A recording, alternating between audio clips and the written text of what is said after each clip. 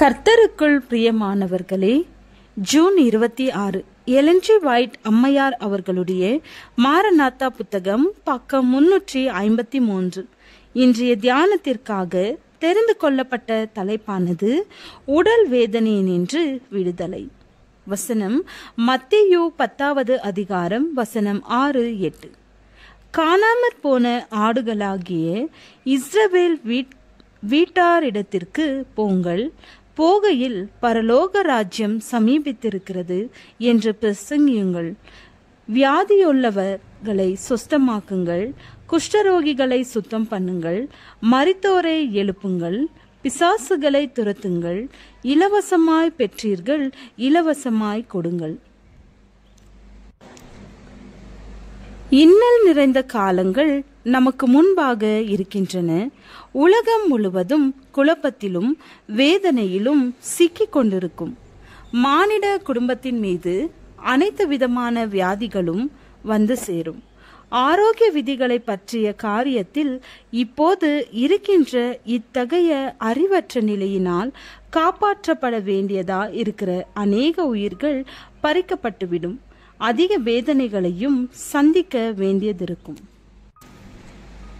மார்க்க சம்பந்தமான கெடுபிடிகள் நமது நாட்டின் சுதந்திரங்களை கவிழ்த்து போடும்போது யார் மனசாட்சியின் சுதந்திரத்திற்காக நிற்பார்களோ அவர்கள் சாதகமற்ற நிலையில் வைக்கப்படுவார்கள்.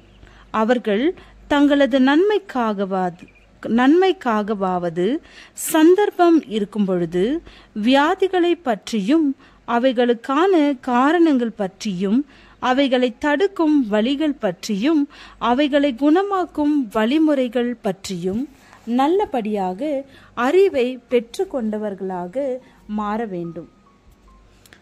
அவ்வாறு செய்பவர்கள் எங்கு வேண்டுமானாலும் தாங்கள் வேலை செய்வதற்கான ஒரு பணிக்களத்தை கண்டு கொள்ளுவார்கள். வியாதிகளால் துன்பப்படுகிறவர்களுக்கு உதவிகள் தேவைப்படுகின்ற நிலையில் அநேகர் இருப்பார்கள். நம்முடைய சபையின் விசுவாசத்தை சார்ந்தவர்கள் மட்டுமல்ல, சத்தியத்தை அறியாதவர்கள் மத்தியிலும் ஏராளமானவர்கள் இருப்பார்கள். 3ஆம் தூதனின் தூதை கொடுக்கும்போது அத்துடன் சேர்த்து செய்யப்படும் மருத்துவ ஊழியம் அற்புதமான பலன்களை கொண்டு வரவிருக்கிறது. இது ஒரு பரிசுத்தமாக்குகின்ற இணைக்கின்ற ஊழியமாக சபையின் மாபெரும் தலைவர் தமது குழுவில் உள்ள சீடர்களை அனுப்பியதோடு இணைந்ததாக இருக்கும். தமது சீடர்களை ஆண்டவர் அழைத்து போகையில் பரலோக ராஜ்யம் சமீபத்திருக்கிறது என்று பிரசங்கியுங்கள்.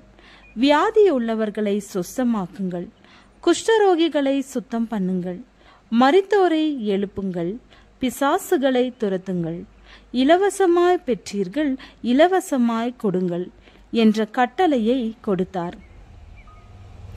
மத்தேயு புத்தகத்தின் 10ஆம் அதிகாரத்தை படிப்பது நமக்கு நல்லது. அதிலுள்ள போதனைகள் நம்மை நமது ஊழியங்களுக்காக ஆயத்தப்படுத்தும். கிறிஸ்துவின் பணிக்காக அவரது கட்டளைகளுக்கு ஏற்றபடி ஆரம்ப கால சீடர்கள் புறப்பட்டு சென்றார்கள். அவர்களுக்கு வழியை அவரது ஆவியானவரே ஆயத்தம் செய்தார். இத்தகைய சத்தியத்தை கொடுக்கும் பொழுது, இத்தகைய ஆசீர்வாதங்களை அவர்களது பங்காக வழங்கும் போது அந்த மக்களுடைய இல்லங்களிலே வரவேற்பை பெற்றுக்கொள்ள வேண்டும் என்று உணர்ந்து கொள்ள வேண்டும். சரீர சம்பந்தமான வியாதிகளின் வேதனைகளினின்று விடுதலை கிடைக்கும் போது அதன் மூலமாக தேவன் இதயங்களை சென்றடைகிறார். அந்த உள்ளத்திலே சத்தியத்தின் ஒரு விதை போடப்பட்டு தேவனால் நீர் பாய்ச்சப்படுகிறது. அந்த விதையிலே உயிர் இருக்கிறது என்பதற்கான அடையாளங்களை காட்டும் வரை அதிக பொறுமை தேவைப்படலாம். ஆனால் இறுதியிலே அந்த விதை முளைத்தெலும்பி நித்திய வாழ்விற்காக கனி கொடுக்கிறது.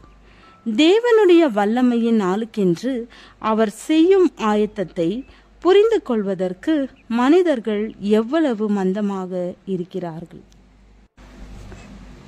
ஜெபம். தேவனே, நாங்களும் நற்சாட்சி பெற்று வாழ கிருபை அருளும். ஆமேன்.